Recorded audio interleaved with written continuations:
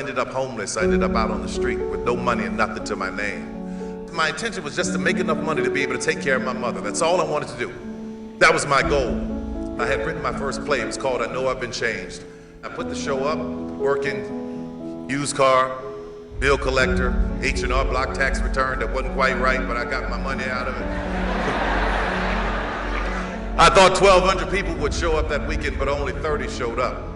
My car payment, rent, everything was tied up in it. But I knew that that is what I was supposed to be doing. I knew that I was on a good foundation.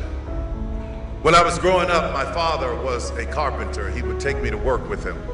And in the summertime, you know, it was really hot, and I'd be out there with him, and he'd be building these houses. And the part that I hated most about this was when we had to put in the foundation. It was painstaking, you know, digging these holes. Then you had to tie the steel, and after all that work was done, you just poured concrete over it. And here's the thing, nobody ever saw it. All that work was done, and nobody ever saw it. No one ever cared about the foundation. The only time you hear someone talk about the foundation is when a house is falling apart. But when the foundation is done right, nobody mentions it. And when it's done right, it can carry the weight of anything that it was designed to hold.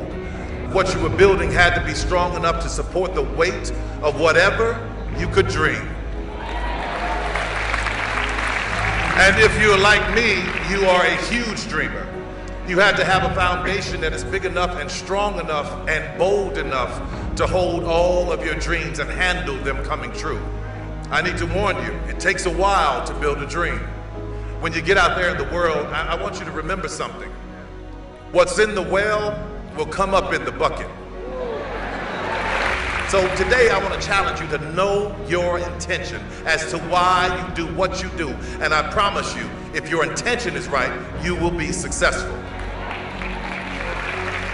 But let me warn you what will happen when you're successful, because I don't want you to get out there and get caught off guard. At first, you're going to be celebrated.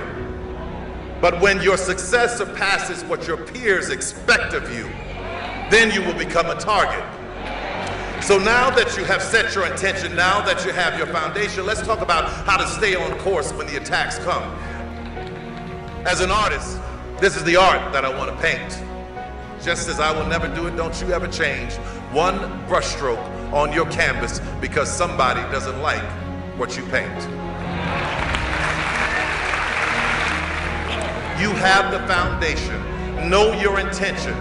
Know that it's not going to be easy, but just keep yourself on track. Know the value of what is already down in your well.